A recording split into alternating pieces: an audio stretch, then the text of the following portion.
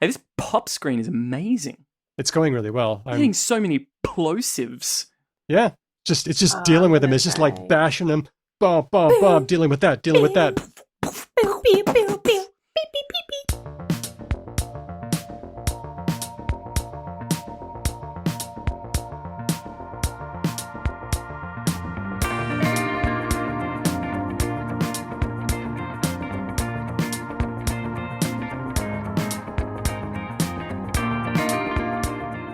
Hello and welcome to this special bonus episode of Because Language, a show about linguistics, the science of language. My name's Daniel Midgley. Let's meet the team. Back in action, fresh from the hinterlands, it's Hedvig Hurgard. Hello, I'm back. It feels, look, I have only a cursory knowledge of global events based on watching Al Jazeera every morning with my son at like 6 a.m. when he demands to wake up. But it sounds like you have returned to Europe and 100% of it is on fire? Oh yeah, it is so warm, and here in Saxon we've had like, a friend sent me pictures of the forest fires, and like it looks like Australia. I don't know how to explain it. Like, yeah, it's like big forest fires. Some of the pictures also show like really close to houses, like residential areas. It's insane. It's been hot. When you say it's insane, what do you really mean? I mean that it's a very unusual. It's an extreme outlier. Oh, I understand you, yes. Thank you. That was so passive-aggressive. I don't mean it to be. Yeah, I know what you mean. It's fair. It's very, very, very warm, and it has multiple consequences. One of it is like the rivers are low. In some places in Europe, there are like dug into the river canal. There are stones. Have you heard about these? I heard about this. Hunger stones? Yes. When the river is below a certain part and you can see a certain stone, there'll be an inscription saying like, if you can see this stone, shit's fucked. Shit's. Yeah. Like, buckle up. Like, next year's harvest is going to suck real fucking bad. This is going to be really bad. And it is like that. And the Coombs... Okay, sorry, Daniel. Yeah. Daniel thinks okay, we're discussing weather too much. That's fair. But we just met. It's very hot. We just It's great to have you here. Uh-huh. He's back, but it feels in some ways like he never left. It's Ben Ainsley. Hello. I have returned. See how good I'm being? I'm not digressing at all. You're great. I'm amazing. This episode's a mailbag episode, and if you are listening to it reasonably soon after release, it means you're a patron. So thank you for your patronage. You're helping us to keep the show going, helping us to do stuff.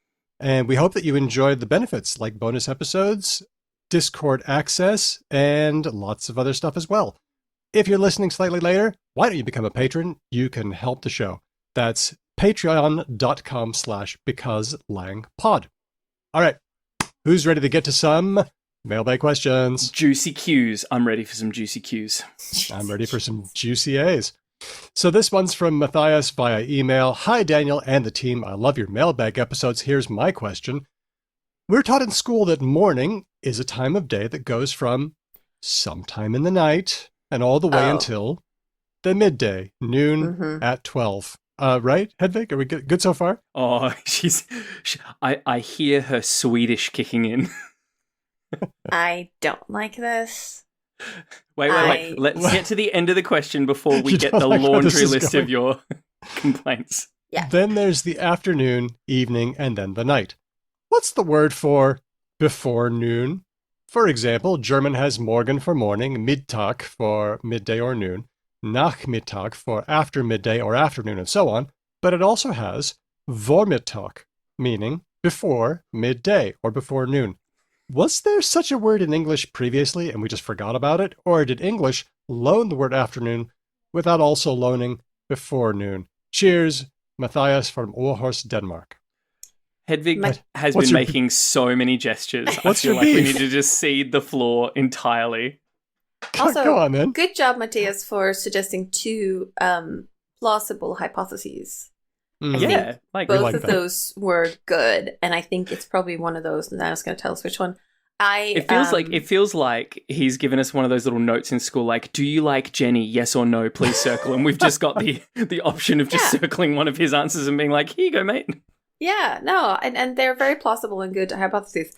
My reason that I just get confused because I feel like when English people use the word morning, usually they don't mean all the way up to noon. They say like, in the mornings I go for a run or something. And they don't mean right before lunch. They mean, they have in their mind this natural boundary that the other Germanic languages. So I'm going to guess that Matthias is from Denmark as well, or not. At least he knows about German.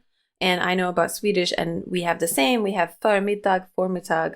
So after breakfast and before noon, there is a time period. When the morning is getting a little stale. Yeah. I mean, the only thing I can think of in English that might fit in here comes from Lord of the Rings and our favourite band of ne'er-do-well hobbits who talk about the concept of elevensies. Elevensies. It's yeah, good. That's specifically a meal, right? That's like... I think it does pertain to a meal, but I wonder if, I mean, like when we say lunchtime, we often don't mean the meal lunch. Like we'll say lunchtime to mean that part of the day kind of thing. So I was wondering if maybe at some stage people, when will we meet? Around elevensies or something like that. But then at that point, I guess you're really just saying a number. So there's not really, it's not, we could meet at 10 o'clock. Tensies. Yeah. But cuter. I have to say, though, that if you have the distinction morning and forenoon or before noon, you do run into the problem that some people are early risers and they think that morning ends at like 8 a.m. or something. And then you have people like me who, where the English system is essentially true, that like morning is like right before lunch. So I'm not going to say that it's a perfect system. It is without its problems, but I think it's also that we associate morning with breakfast, food, like showering, like the things you do before you. And then when you get to like work, morning routine stuff. Yeah. And then when you get to work and you start your day, you're no longer, Part of me wonders in the conventional Western work schedule, right? So obviously all of the shift workers and all that kind of stuff are out the window, but like your 9 to 5 kind of jobbies, everything from when you start till about midday is pretty fucking useless time anyway. Maybe we don't have a name for it because no one's getting anything done at that time. I don't know. I'm pretty productive. Yeah, lately I've been learning more about circadian rhythm because weird stuff is going on with mine. And I find that now that I live in a place where it gets so hot in the midday and afternoon, I have to try and get more things done before the temperature gets that hot. Really squeeze it in.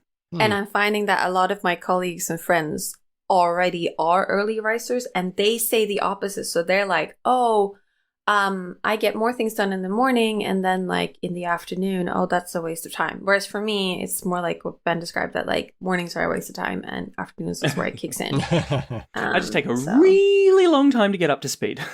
Yeah, me too, for sure. I'm not, by the way, I'm one of those people you hate, like who does the exact opposite. And I just keep laughing all of the time because you and my partner are like identical in this regard. She has spent her entire life railing against mornings. Well, I took it back to what we say in Old English. And in Old English, you could do that. You could just refer to the time. You could say, we'll meet at 9 or 3 bells or whatever. But they did have terms for time. And one is prim. Hit is prim, which is like early morning, about 6 o'clock, first hour. But then there's also undern, which was anywhere from 9 to 10-ish. And undern sounds a lot like under, but it's more like an interval or an intermediary time between morning and noon. Is this pre-vowel shift? Is that why it sounds a bit different? This was too early for the Great Vowel Shift, which happened around the 1400s. This was a lot earlier. I have noticed that if you have understand, that's another case where inter became under because you're standing among things that you know about, and inter became under. Interesting. And then they had middag, which is midday. So here's what happened. People before the 1400s used undern for that time, that forenoon or Vormittag. But around about the 1400s, we stopped seeing it. And what happened was it kept getting pushed later and later. So by the 1300s, people were using it to describe a time after noon, like the 6th hour, maybe even later. So we did have a word for this, undern, but then it just moved. And then because we already had afternoon, we kind of stopped using it. Is it possible that this word just died a slow death for no other reason than it just wasn't hugely productive? Like it wasn't really a needed thing, and maybe it's hung around a little bit in other languages. I mean, Hedvig, does it get used all that much in these other languages? Or is it kind of like the... Oh, okay. Well, when people try to schedule meetings with email, for example, people in English speaking are like, "Oh, do you want to have a morning meeting?" And Swedish people would be like, "Would you like a formiddag meeting?" Okay. Well, because so it is we're used. not meeting while you have breakfast. No. True. So that's Hopefully. the answer. We did have a word for this, but once it semantically shifted into the same territory as afternoon, that was it. It was done. Because we have Isn't this afternoon. a general thing with time and meal words that they all get shifted later and later? So like Meal dinner words used are to wild. be... Yeah, because in Swedish and I think German as well, middag, like midday, is the Mhm. meal you have in the evening. I mean, dinner. Dinner is related to déjeuner, which is the French word for breakfast. Lunch. Yeah, lunch. And then petit déjeuner is breakfast. Mm. But, Yeah, and then the same tea with, like, and supper. And tea and supper and lunch. And I think all of them like tend to get pushed later and later and later. Maybe it's like the struggle between morning and evening people, and evening people are like winning, and it gets like... Yes. And the fungibility of time. Which means that maybe morning is going to start meaning formiddag, and we'll start saying like early morning. We'll call like dawn, or Early maybe it'll go morning, back all the way dawn. back to the beginning, and we'll call it prime, like prim. Okay, well, thanks, Matthias, for that question. I like that. Okay, this one's from Laura on our Discord server. It's Mhm. about ew. Ew. Why is ew the sound some English speakers make when disgusted? See also ugh and ick.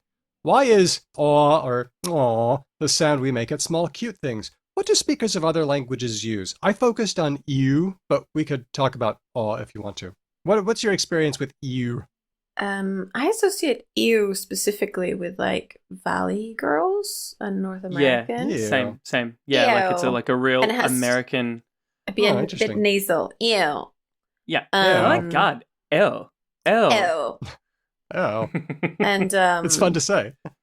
Like I can't imagine. So I think of other examples that I lock in my head as like quintessential examples of other varieties of English. So my go-to for like British English, just like kind of just random British English, is Wallace and Gromit.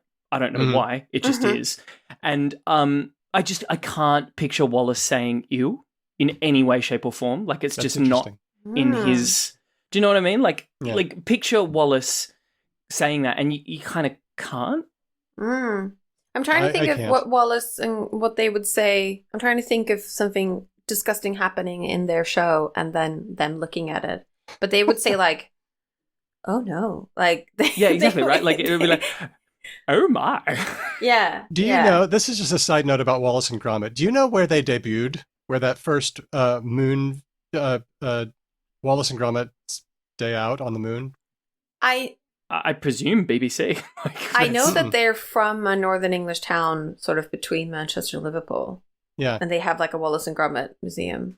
It debuted, and I was there for it, but I got it from the Wikipedia page.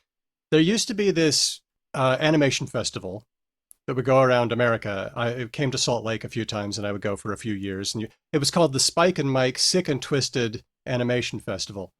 That sounds amazing, and I want it in my life. It was fun, but some of the animation was just fucking raw. It was like anything on the table, just gross. Yes, really. definitely. And then and they dropped it in that, and it was really well received. Everyone loved it, but it was funny to have it there. That's so funny because it's so cute and safe and like... Yeah, it is. It's a very gentle little...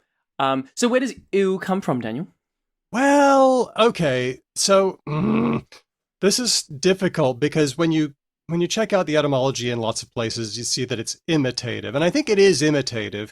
Like, imagine a disgust face, something smells bad, and then you just say what comes out of your mouth. My own personal experience, in 1983, my friend Heidi and I, we had this simpatico sense of humor, and we would always say, ew, to each other, but very clearly and exaggeratedly, ew. And we thought it was new then. And I noticed from the OED that it appears to date from no later than 1967. That's the first reference. I explain I'm going on a trip with my friends. Ew, where to? That's 1967. But for a while there, it was also something good. Wait, sorry. You're going for a trip with your friends, and the person you're speaking to says, ew.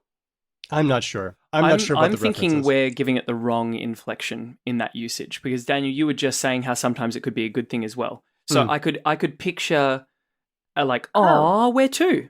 kind of thing, right? Okay. Yeah. Well, by 1969, we see we're celebrating our 10th anniversary, so this stew is on the house, and then the response is, "Ew, are you sure it's not the stew celebrating its 10th anniversary?" But there's also one from 1969. Here, my darling, she sipped at the lip of the glass. Ew, delicious.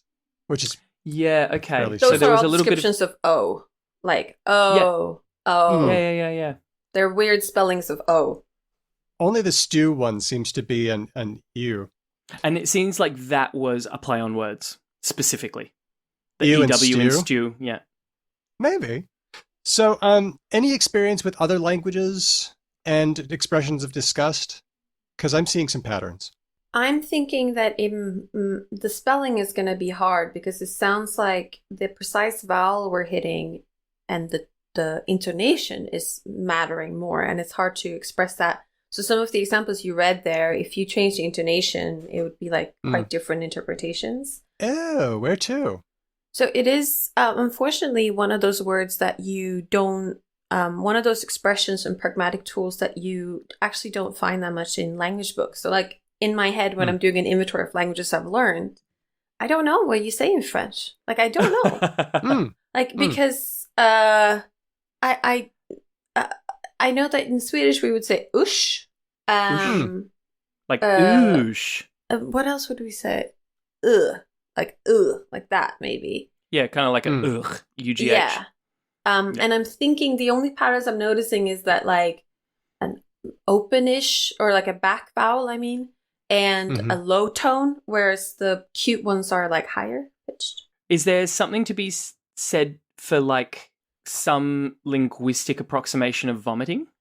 Like a ugh. Okay, so that's what I got as well. I see as I went around to glossbay.com, which has lots and lots of languages, then you can look up any word you want. It's very useful, even if you don't speak the languages.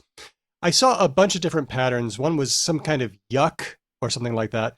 Something like phooey or something like that. Something like blah. And those three things do seem like imitative of you've eaten something's in your mouth, and then you eject it. Those three things. Mm-hmm. So, for example, in Finnish, you've got hi or yuck. In Hebrew, you've got x or pui, getting rid of the thing. Oh, yeah, like pui. Pui. In Polish, you've got fui or bleh. That's according to glossbay.com. Link on our website, becauselanguage.com.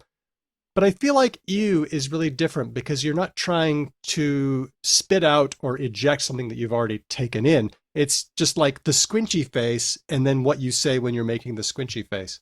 And it's really different from the others because it's a newcomer to English. It took us a long time to write it down. I feel like ew is the flea on the back of the rat that is American pop culture. Right? Okay. Like I think it's only in like Laura's mind because much like Hedvig said, 80s Valley Girl stuff just exploded pop culture wise, right? Like everything from like Fast Times at Ridgemont High forward, I think was just, that's why we have that. I reckon Australian English probably like we wouldn't be saying it very much at all if it wasn't for that. Didn't it appear in Clueless as well? Ew, exactly. as if. Yep. That kind of thing. So is ew an outlier in the English-speaking world? I was having trouble finding anything that corresponded to ew, even though it seems so natural and so instinctive. It sounds a bit like pew, like the Pew. Yeah, but there's got to be Sorry. something like what's the word for T sounds? Like Plosives. plosives. I feel like there has to be a plosive in there to really get that feeling Blah, of like blah, tu blah. or tu Yeah. or whatever. Yeah. Or even fui. Yeah. It's funny with the fuyo because fuyo means very good in that's funny. Malaysian. Is it in Bahasa or in, I don't know. Anyway, if anyone here watches the viral comedian Uncle Roger, you know that fuyo means very good and haya means bad. I honestly feel like one of the things that would make me feel better than anything in this world is to upload a cooking video and have Uncle Roger get to the end of it. And not even not criticize me. He can for sure criticize me, but if like on balance he was more positive than negative, I could go to my grave like, I have arrived. I've made it. Uncle Roger mostly didn't hate my shit. Please, if you speak another language besides English, tell us if there's some analog to ew in your language as an expression of disgust. And do you feel like it's alone? Or does it go back quite a ways? Please let us know. And thanks to Laura for that question. Cheers, Laura. Next. These are really good. Okay. Yeah, these are great. This is from Melissa on Twitter, and Melissa retweeted astronomer and science communicator Brian Cox, tagged us in it, so I'll just read it. Cox's tweet is, "Where's the logic in whether a vegetable can be plural or not? I'll have the cabbage, but also there are cabbages. I'll have the broccoli, but there aren't broccolis or asparaguses." So my question, and Melissa's question is, why are some vegetables not countable? Or are there asparagi? I think it's interesting. I don't know the answer linguistically, obviously, because I'm stupid. But the two examples that Melissa just provided, or I guess Brian Cox provided via Melissa, broccoli and asparagus both have multiples already working, right? Yeah. So, like, when you get a head of broccoli, it's like a weird fractal thing, like it's chaos theory personified, where you can get smaller and smaller florets. And like, no one ever buys a single spear of asparagus ever, right? So I feel like maybe the bunchingness, right? Like, but by that logic, grape, you know, like, I don't know. Maybe I'm completely okay, yeah. Let's start there. So I called this divisibility. Like, if you have a potato and you cut it in half, you don't have two potatoes. Right. But if you take a celery, a bunch of celery, can you have celeries? Give me two celeries? No, you have celery sticks, don't you? You pluralize the other thing. So if you cut a celery in half, which is really a bunch of stalks, you now have two things with stalks. Your broccoli has lots of florets, and if you cut it, you've got two things with florets. You don't have two broccolis. So anything comprised of elements that are kind of fractal, like a potato is a thing, whereas a celery is a bunch of things. Maybe. Yeah. I mean, like, I guess the other question then is, do all of these things have an addendum word? No, the opposite of that, a prefix word to describe the unit, right? Like, a classifier. Yes, there we go. Thank you. Good job, linguist man. Like a stalk of celery. So, like, you have a head of broccoli, or you have a bunch of asparagus, or you have a are they heads of garlic? Bulb. A bulb. Yeah, bulb of garlic. And so, yeah, if it needs a classifier, then you probably are looking at something that isn't going to plural super well. Yeah. The other thing is, like, plural is one thing, like cabbages. But then there are some things in this list where you can say, oh, my barn is full of cabbage, which means you have loads of them, and it's like a mass. Like, so just because something isn't plural doesn't mean that there isn't a lot of it. That's a good point. I never thought of that. But you do have to say it's full of, right? Or like some version of that first to denote the many. I buy and sell cabbage. Yeah, exactly. Okay. And you can't do that with grapes, because grapes there's a lot of potato in here. There's a lot, unless you mash it. There's a lot of grape. I buy and sell a warehouse full of grape. I buy and sell grapes. Yeah. And we also can't talk about cabbages without, like, my cabbages. which is also the name of a Avatar: The Last Airbender podcast, I believe. Ooh. Yeah. Is that the one where like Donnie Brasco's on it and they watch don't know. through the series? They're watching through the series, but anyway, Oh, cool. but he is a cabbage salesman in that anime show, and he has many heads of cabbage, and repeatedly through the show they get destroyed in some way, and he says my cabbages. Yep. He doesn't Specifically, say my cabbages. cabbage. I mean, you can take yeah. anything plural except for grapes and make it partitive. Like, But make if it he a said mass my now. cabbage, I wouldn't have been like, oh my god, Ugh, Yeah. what's that? He Yeah. had one very special cabbage. How peculiar. Here's No. something odd, though. I think that word formation, the way the word looks, matters. For example, can you have 2 cauliflowers? Or do they have to be 2 heads of cauliflower? Or 2 bunches of cauliflower? I reckon, look, I think that when a person were to say, oh, can you grab me 2 cauliflowers? No one would be confused about that instruction. Yeah. But at the same time, Would you I say? feel like the person who was saying it and the person who was hearing it would both kind of understand that that person didn't quite get it right. Do you know what I mean? Like there'd be that sense of like, we both tacitly agree that that was not like the correct way to say that. But for the sake of just getting shit done today, let's not talk about it or bring it up or care about it at all because it's very minor. But that's where it's the slip and slide, because you can easily desensitize yourself to not have that instinct either. Like, and that's what absolutely. I've done. Yeah. I when you said like, if someone said like, oh, could I have 2 cauliflowers? I would know what they mean, but I would like know that it's wrong. I'm not sure I have that second part.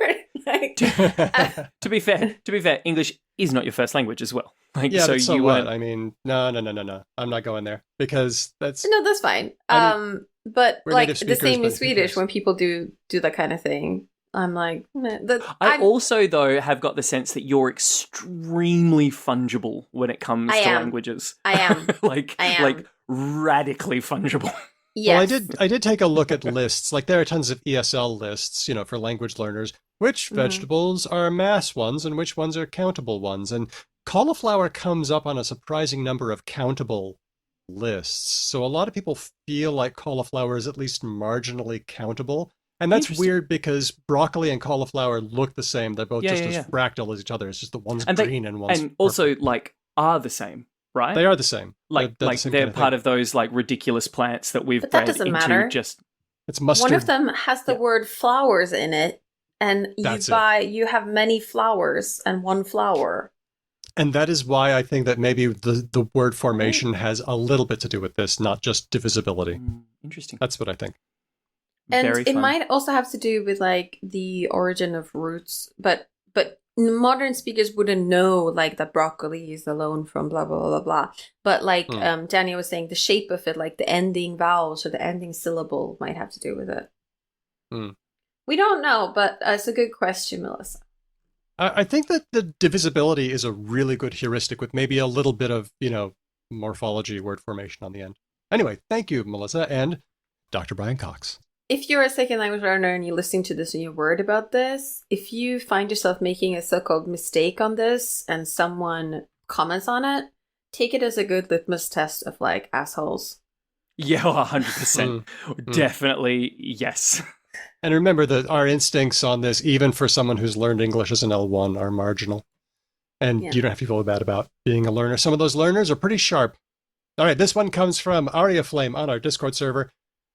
How common is the use of doobly-doo for the bit under a YouTube video? And where did it originate? All right, so details are in the doobly-doo. Have you heard this term? Have you heard this term? I have, and I know where it comes from. You do? Oh? Well, I guess you better tell us.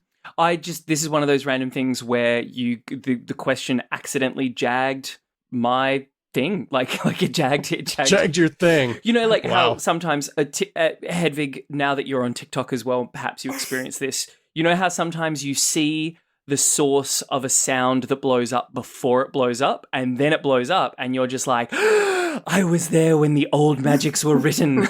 I know the source. Mm-hmm. So this comes from Idea Channel. PBS's Idea channel on YouTube, which I believe is defunct now. Like they've stopped making it. But for a long time, it was like one of those really early explainer video channels, kind of like the Vox video type things, but like way older. I'm looking at Is Math Real? Is a particularly famous one of theirs, and it is from 2013. And yeah, the presenter, whose name actually escapes me right now, he was a really nice guy though, would always say, information in the doobly-doo. And he'd just point downward, knowing full well that like that's where in the geography of YouTube a comment section would be.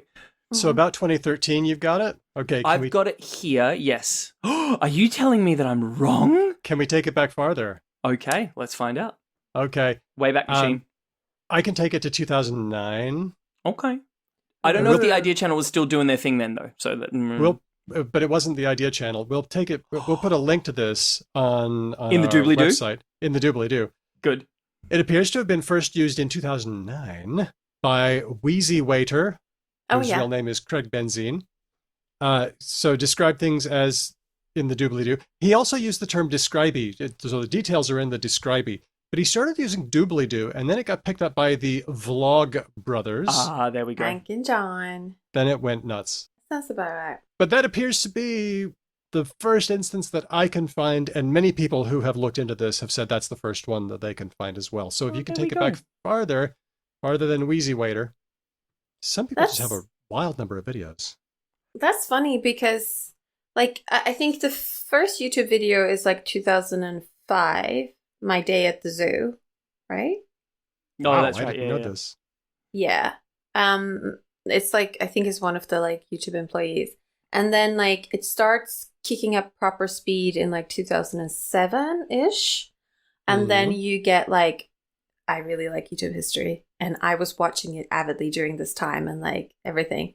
And then you get like Lonely Girl 15. You were there when the old magics were written. Yeah. What the Buck? There was a special news show devoted to the YouTube community called What the Buck. And Weezy Reader, I was watching him as well, and Vlog Brothers. But Weezy Reader in 2009, that's actually like if it was, I would almost have expected it to be earlier, actually. But fair enough. If we can take it back farther, we'll add an addendum in the doobly-doo. Yeah, no, that's really fun. Yeah. I'm curious. And Vlog Brothers they are one of the ones that have like stuck, like they're so smart with all these. They're doing well on TikTok as well. OG, right? Like they're OG and they're keeping strong. Like I don't know. That's what I mean. Yeah. They're like Dre or impressive. something. Like they were there all the way back, and they have just stayed. And they do like really decent charity projects, and they are like one of the originators of VidCon, aren't they? They are the originators of VidCon, I believe. Yeah. It's fascinating to me that they have survived the thresher that is living to the algorithm, though, and the evolution of the algorithm over time. Like it's just getting harder and harder, and they're still there. Maybe it's one of those things, once you've broken through to a certain level of infamy, it counterintuitively actually becomes much easier because that audience is just arriving and stuff. But there are some people who just like haven't, like Sean, what's his name? What's up, guys?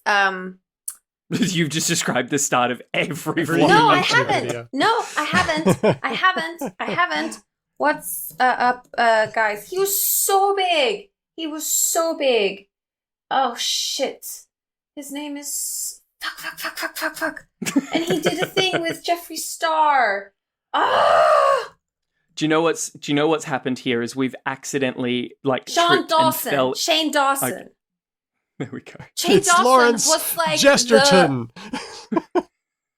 No, but like Name that movie. There were so many, and then when people started forming these little production teams, there are so many that didn't make it that were bigger than Vlog Brothers. I'm telling you.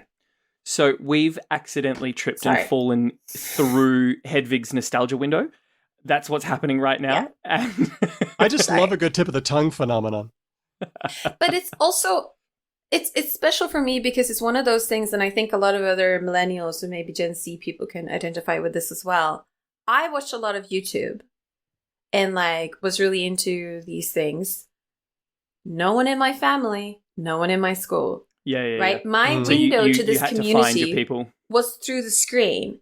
And when I talk to like anyone else in the real world around me and they're like, don't know what you're talking about, I'm like, oh, okay, well, that's normal. That's been my life. Now that I'm an immigrant living outside of my country and I speak about Swedish things, I have a similar thing. So like I'm used to being like an IRL cultural of one.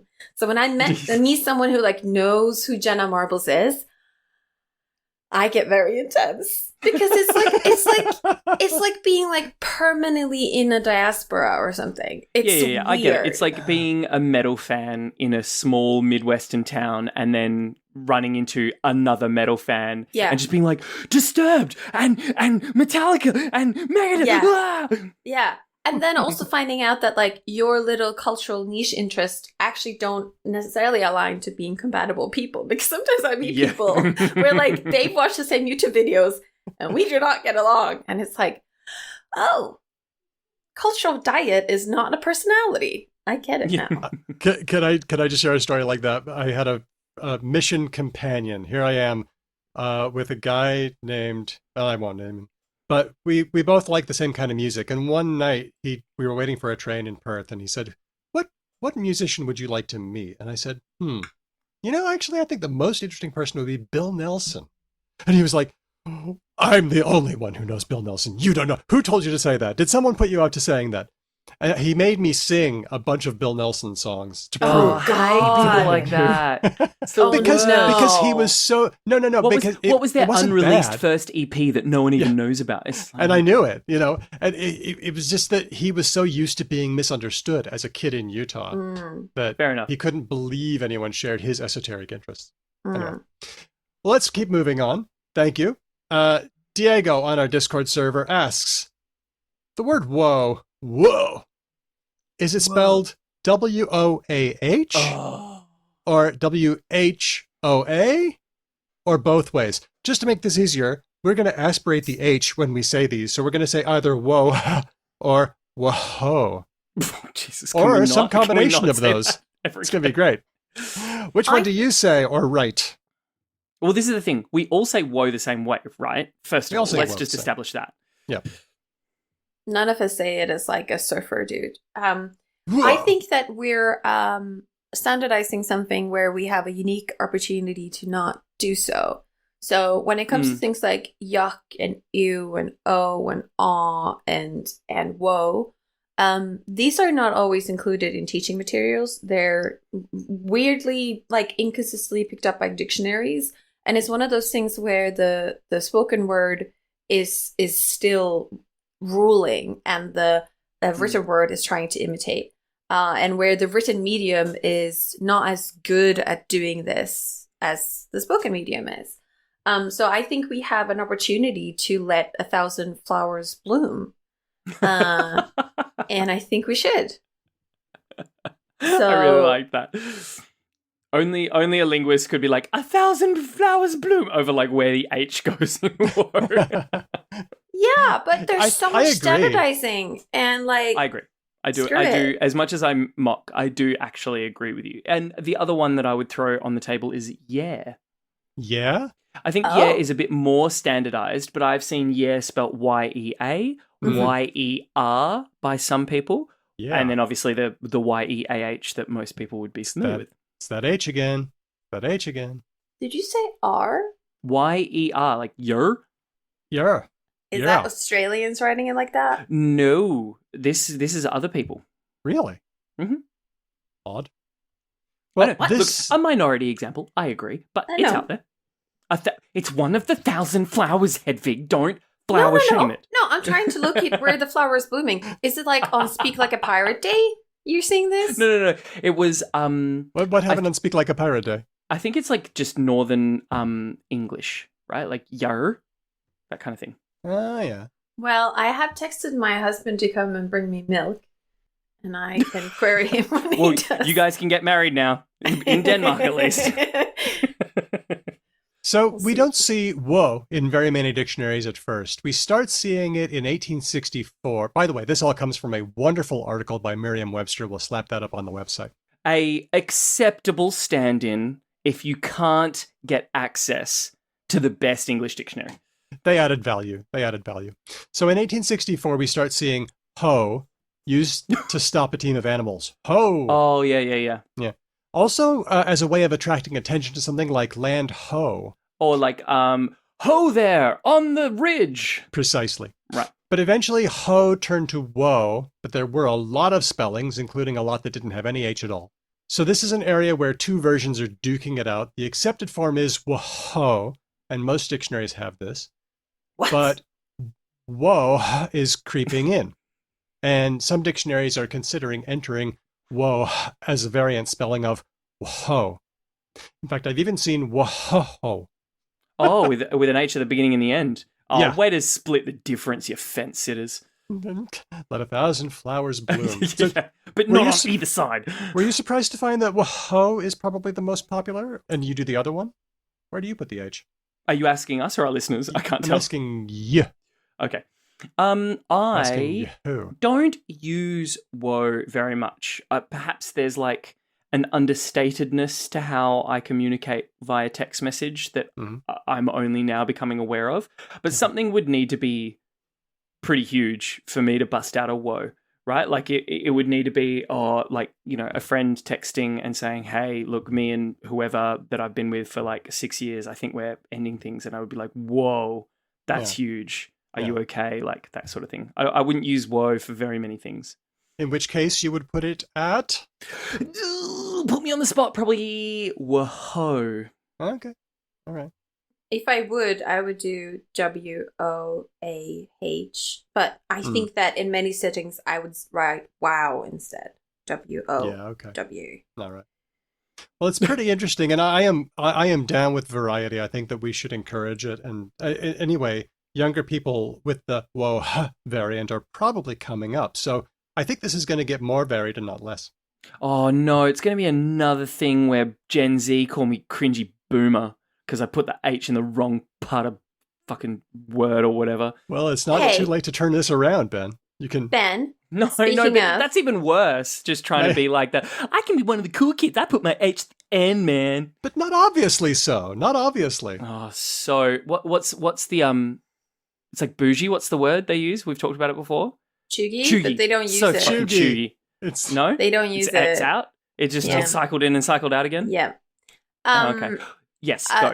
So Ben and I are both like millennials, and we're trying to understand Gen Z. I am more on the I'm still cool. I colored my fridge the way you guys like it. I'm trying. And Ben is like, no, I've decided that I'm not part of this generation. But true. I've noticed on TikTok and on other places, I get video recommendations for people making, like Gen Z people making fun of millennials for various reasons.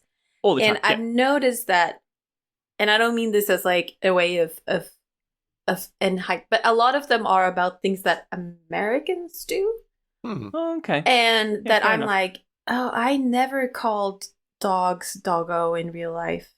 Yeah, or like puppers or whatever, Like right? I always thought that was cringy. I might write it in direct relation to a meme, but I won't walk down the street and point at a dog and be like, what a cute doggo. Okay, Like- headers, we No, get but I'm it. just- You're cool and young and hip. You were on to all the cringy things before the cringe police No, but were I think there. most people were. I think most Yeah, people were, and yeah, some yeah, people yeah. weren't. And we identify groups by some of the outliers that are unique to that group, and that's fine. I do some other things, but like there are some things where I was like, no, who did that? No one did that.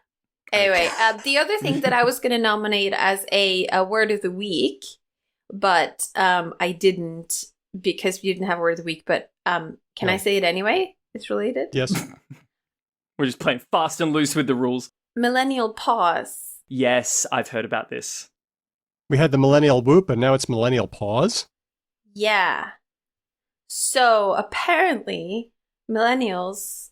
Not apparently. It's a thing. We do it. Well, I'm trying to. I can't. I'm sorry. So millennials, when they start recording a video, they do a short pause at the beginning to be like, "Oh, is the video on? Is everything working?" Hi, everybody. Drop me a message in chat to make sure that you can hear me and my audio is working. No, like a silent pause. No, I want to Oh, quickly really? defend millennials for a second because I don't think they're quite as boomery as you're making it out to be in terms of like, oh, is it working? What's going on? It's just that millennials have been conditioned because like early technology, you would press record and then because they were working on like fucking archaic chip architecture, it would take a second before it would actually start doing anything. And so after enough videos of being like, hello everyone and welcome to my, we were like, okay, so we've got to wait a second. pause. And then, It's the but millennial now pause. apparently it's a little giveaway that we're ancient and disgusting, right? If we just like pause at the start of a video. And Gen it's not- Zs don't You're pause. right. Like it's a very, very short pause, and it's not like, oh, is it happening? We're not saying Yeah, anything. yeah. It's literally a silent pause of like microseconds Half a second to at seconds. most. Yeah,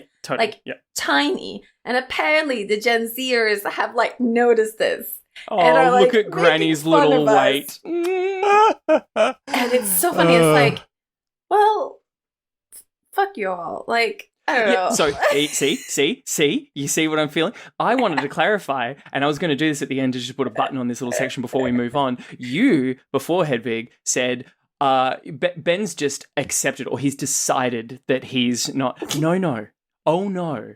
It was not me who decided. I am reminded every working day of my life that I don't belong. That's what's happened, right? The other side has made it very clear which team I'm in, and it's not theirs. Well, at least you're not getting ignored like Gen Xers. That's true. You are the Yeah. new silent generation. Yeah. Yes, we are. It's not just a pause, it's an entire silence. To be fair, though, I think, Daniel, if we're being honest, you're not being ignored, you're just being lumped in. I think Gen Zers are making fun of millennials because we're like on the same medium still. Like we're still on the same places. We're available for shots. Yeah, but also the pause shots they're taking at us is like, you guys talk too much how much you like coffee, and like you do a pause at the beginning of videos. Whereas with boomers, they're like, you stole our future and we hate you. Yeah. And You it's pulled like the the ladder millennials and are like, Here's suck. yet another racist video of a Karen. yeah, and so we're at least we're getting very friendly made fun of, I think. Look, just Yeah, you that's okay. hold on as hard as you like, but they're coming for us. Anyway, Yeah. Gen Xers, not all of us are religious, but those of us who are all went into politics. True. Okay, last one. I think this is going to be the last one. It's going to feel pretty full after this. Elias on Discord asks, why do we still use capital I for I, as in me, the subject of a verb? It's so annoying to type. Won't English get rid of it soon?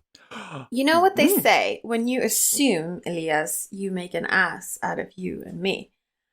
I am desperately trying to teach my little phone to not do this. I am even starting sentences with lower capital I. I have Wow. even tried to get rid of the apostrophe, so I'm spelling I'm lowercase I M. See, this is why I like you. That is radical. You're working pretty hard. I'm Seems trying. like a lot of work. Yeah. It is. That is- My autotype, and also I have to do it for like several languages because I sometimes text in English with the German spelling turned on, so I need to teach all Oh of them. yeah. Oh, that sounds like a hard bit. It is. Mm-mm. Mm-mm. They all just get blended. I hate texting on a phone so much. Like, if you want me to sound like a boomer, here's me in like square in boomer territory. I maintain, I will go to my grave maintaining, no matter how like fancy pants Steve Jobs might have been about designing a smartphone, blah, blah, blah, blah, blah. No one, and I mean no one, has figured out how to make word processing on a tiny screen anything other than fucking terrible. It I agree. sucks. Across the board, it sucks. It's terrible. Fully It agree. is not Elias's fault. And like, because when I read his question, at first I was like, it's annoying to type. Like, my left pinky writing the shift button on a keyboard is like thoroughly inconsequential to me. That does not annoy me on any way, shape, or form. And it took me a second to realize, oh, he's talking about phones, obviously. Because keyboard is just, I will just say that I want us to do away with mobile devices. That's how radical I want to be. I'm like, They're okay for scrolling. They're okay for certain things, but I fully agree. And like, one of the reasons I like using DM tools like WhatsApp or even Facebook Messenger over texting, like SMS, is because I can open it in a web browser if I want, and I can type like a normal Yes. person. And the reason it took Yes. me such a long time to shift from a dumb phone, like a dumb mobile phone, to like an iPhone, was because when you type something and then you want to change it, and you need to take your little finger and like move the cursor back. Yes. Like maybe some like speed like typists who compete are good at doing that, but like that shit is not fun. We're like 15 years in to And it's still smartphone bad. technology, and we still have not figured it out. It's still bad. Really annoying. So like phones are for like watching YouTube and things, Casual. but Phones like are for typing, consuming content. Laptops are for producing. Yeah, but for big like time. typing messages. But a lot of people live there. So my partner is the administrator on quite a few different, like, really political Facebook groups, right? And so she, and these are big, we're talking groups with like thousands and thousands of members. And so she has a lot of work to do educating people around issues of race and feminism and all this kind of stuff. And she does it all through her phone. And I don't. Oh my gosh. What? It blows my mind. And every time I query her, like I don't criticize her, I'm just agog. I'm just sitting there going, how do you, and she's like, yeah, it's just, you know. It's so annoying. She's like, I look, am if they figured out a keyboard in the bed, then that would be great. Like, it's just, she likes to be able to lie down and do it. And that makes perfect sense to me.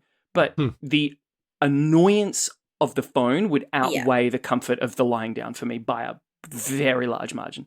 I can never place that cursor. I admin one Facebook group with like 3,000 members, and I can tell when people submit posts or request membership and they've done it through a mobile device or a web browser. Because the mobile devices, like the way that they have to answer the permanent questions doesn't really work very well on a lot of mobile devices. So I can tell that like this is a genuine person who wants to become a member of this group. They have answered none of the questions. And it is because they used a mobile device. And I'm like, okay, I'll excuse you. To answer Elias's question, I don't think it's going away, hey. In the sense that if it was going to, it would have by now, surely. It has been, how long have we been using I in this way, Daniel? With a capital specifically? Let's take a walk through the history. In the Proto-Germanic days of long, long ago, the pronoun was ek, not capitalized. And that's where we get ego from Greek. The ek turned into an egg. Okay, so by the 1100s, other languages had gone to ich and so on, but in English it was reduced to just I. And by the 1200s, we start seeing capital I. So somewhere between 1100 and 1200. And I realize we've discussed this many times, but like English language writing for several hundred years was just like fast and loose, right? The level of standardization was very, very low. Yep. When did we start to see only exclusive capital I the way we kind of understand it now? I'm reading a piece by Caroline Winter for the New York Times Magazine, who says, the growing I, capital, became prevalent in the 13th and 14th centuries, with a Geoffrey Chaucer manuscript of the Canterbury Tales among the first evidence of this grammatical shift. Initially, this is interesting, distinctions were made between graphic marks denoting a capital I at the beginning of a sentence versus a mid-phrase first-person pronoun.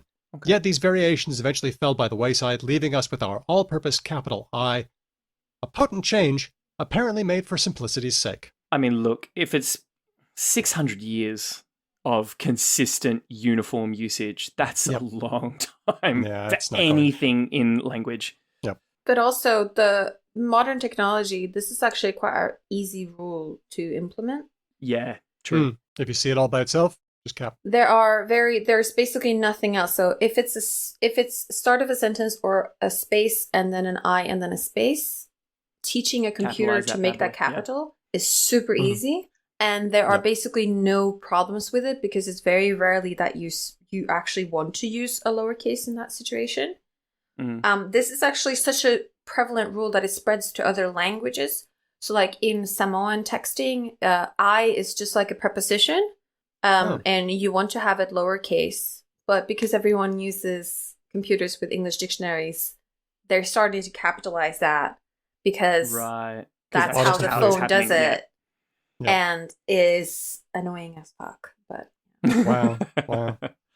Now I took a look as to why it went from lowercase I which every other language has, to uppercase I. And apparently the prevailing sense is that lowercase I just wasn't typographically strong enough to stand on its own. People would think it was a mistake, that it had broken off from some other word. I guess in an era where mistakes were more prevalent, that might have offered more confusion, right? Mhm. I Yeah, that's don't right. even know if that's true necessarily. I imagine monks actually were pretty precise if your entire life was copying texts out or whatever. But they were. And yet people started making it bigger. Those scribes started making the I bigger so that it would stand out. And maybe that was also to lend a bit of importance to the subject.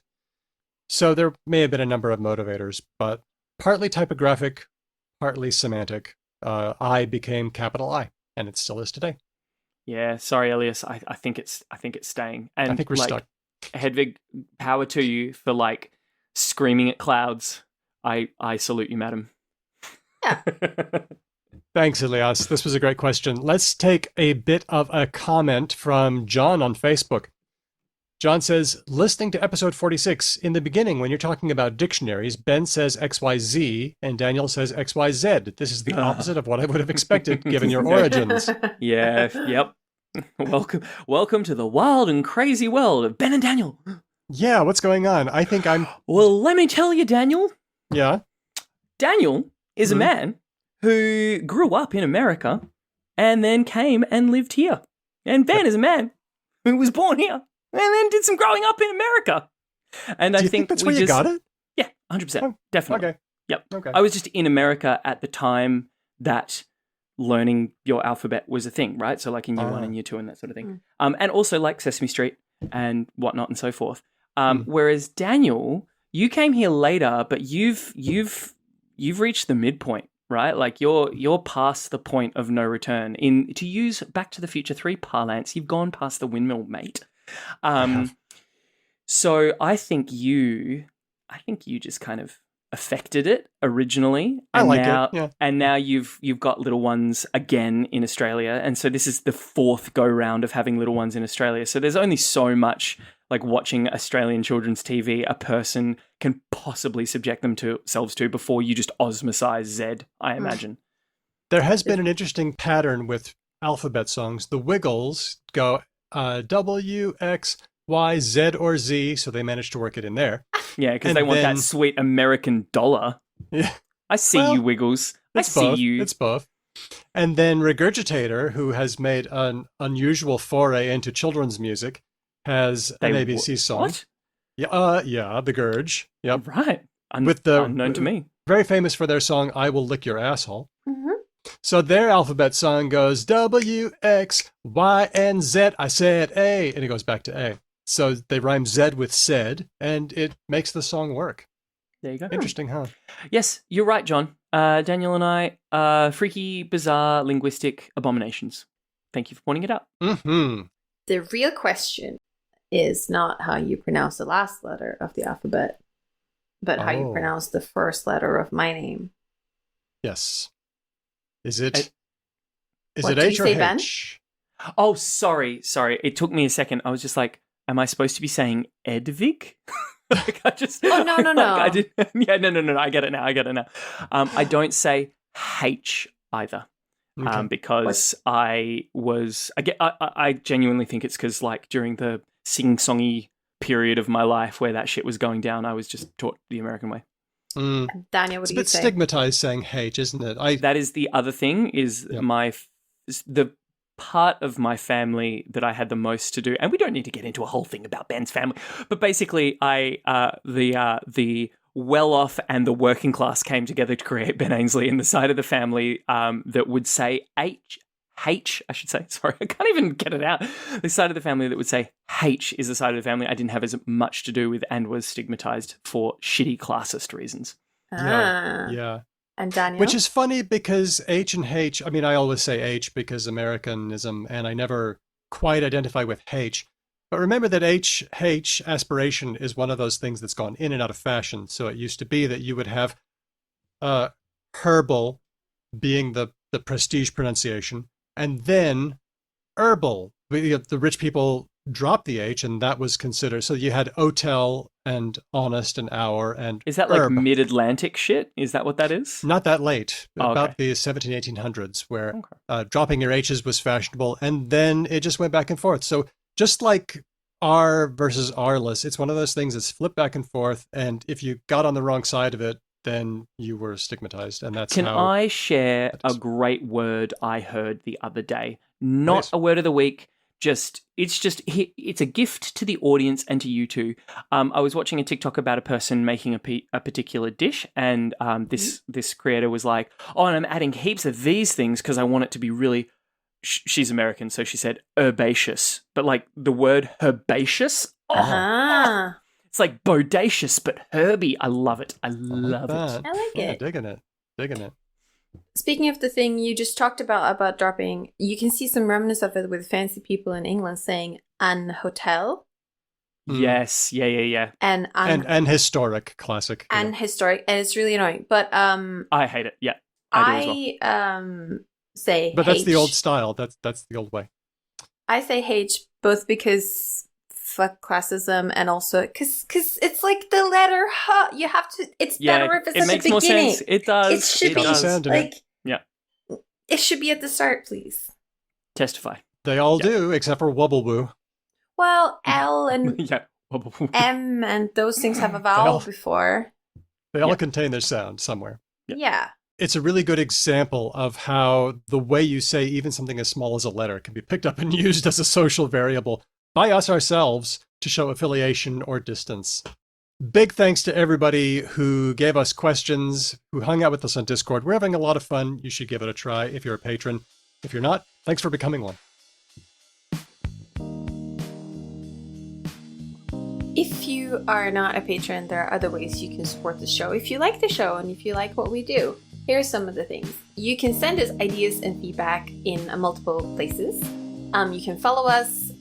We're Because Slang Pod everywhere except Spotify. You can, for example, send us messages on Facebook or Twitter, or I've never looked at our inbox on TikTok, but I guess there exists one, so that should be feasible. You can also leave us an audio message on SpeakPipe if you'd like. It'd be lovely to hear your sweet voices. You can do that on becauselanguage.com. You can also send us a good old-fashioned email, hello@becauselanguage.com. And if you do like us, something else you can do to support us is tell a friend about us. And I would advise, as the person who listens to our podcast, say something specific. Because when people say, listen to this podcast, I'm like, why? And sell if it. there Really is sell us. No, but like, just pick something. Just you don't have to sell us, but just say something that you like that's specific. And if you thought hard about it, because I recently noticed which podcast I listen to reduce anxiety, and it is not necessarily the content; it's like something else. I'm curious. What do you like about us? Because that's a fun one. Yeah, tell us what we tickle for you in your review. Yeah. I like that. That's good. Different podcasts tickle different things. Some people have sweet voices, some people have calming material, some people are exciting, some people have banter. What is it? And that is, for example, what Dustin of Sandman Stories does, and we appreciate that very much. We have a new review, speaking of, and I think I have promised that I'm going to read out reviews. Did I at some point? I think I made some sort of promise. Right. Okay. There you go. This is a 5-star review from Gregory via Apple Podcasts. This is from Australia, so it's fun. The title is So Many Podcasts Because Language Rules. Seriously, I love podcasts and there are heaps. But I find Because Language to be highly entertaining, highly informative, and I love the peeps. I hang out for the next episode to bring me comfort and knowledge. See? Comfort. That's such a sweet spot to hit if you're a podcaster. And I like it in my podcast, and I'm really glad to hear you like that. I didn't think that we would be even adjacent to the cozy podcast world, given how often I say fuck. But I'm cool with it, because Stardew Valley is like my favorite video game of all time, basically now, if you go purely by how much time I've spent in a game. So if we have arrived at some sort of cozy podcast nook, I'm on board. Me too. Thank you for entrusting us with your comfort. Well, by the sound of it, we have accidentally arrived at some sort of... Well, I shouldn't say accidentally. You two are very cozy, warm, inviting people who ensconce the acerbic grumpiness of me really well. So much so, apparently, that we have arrived at, like, cozy podcast land, which I love. I love cozy games. I love cozy podcasts. I didn't think that I would be...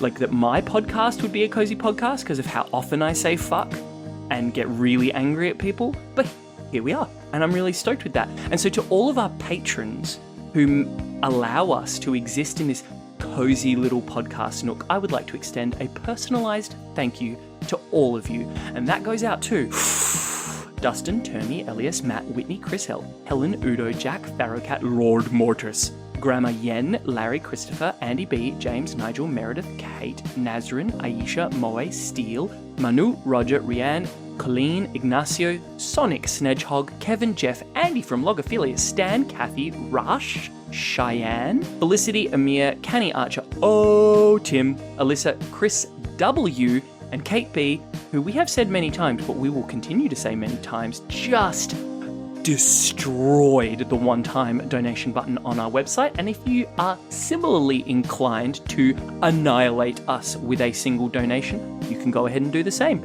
That is becauselanguage.com. And our newest patron at the listener level, Laurie. G'day, Laurie. So thank you to all our amazing patrons. You do really cool work. You allow us to keep making the show. You allow us to transcribe the show, which is a big deal. And you also allow us to do a thing which I think is really cool, which is offer a little stipend to the people who come on our show so that we're not just like stealing their emotional and intellectual labor. Many people are really cool about it and they're like, don't worry about it, just like do other things with the money, that's really cool. But I know for a fact that a lot of people in that industry of punditry and academia and that sort of thing, it's not easy to be up at like 6 a.m. to hang out with a bunch of fucking weirdo losers from 3 different parts of the world, and they do it, and it's important to offer them a bit of money, and that's what a lot of the Patreon money goes to, and I think it's really cool. Huge thanks to everybody at Speech Docs as well for listening to us and transcribing every word so faithfully and accurately. We've been really putting them to work here, and if you have a podcast and you feel like accessibility matters, you should get them or somebody on board that Speech Docs. Ooh, I just want to speak to Speech Docs exclusively for just a second. This won't make it into the show, or you could leave it at the end if you want to. I think it might. But the last time I mentioned some of my like fantasy preferences, some of the Speech Docs people just like shot back a little a return salvo, which I really enjoyed, and I just was wondering if the same nerds who listened and responded last time, I've been recently getting into Dan Ablett's work in the Warhammer 40,000 book universe, and I am loving it. And so I'm just wondering if like there's some Gregor Eisenhorn fans listening who can just rap with me about that. So, you know, if you want to throw another little nerdy reference my way, Speech Docs crew, I would be more than happy to, because man, those Warhammer books go hard. I never knew. Our theme music has been written and performed by Drew Krupyanov, who's a member of Ryan Bino and of Didion's Bible. Thanks for listening. We'll catch you next time, because language.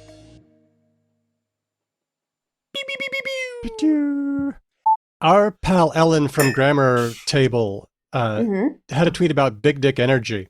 A lot of people didn't know about it. As wait, when we say know about it, do you mean a familiarity with the phrase full stop? Right. Okay.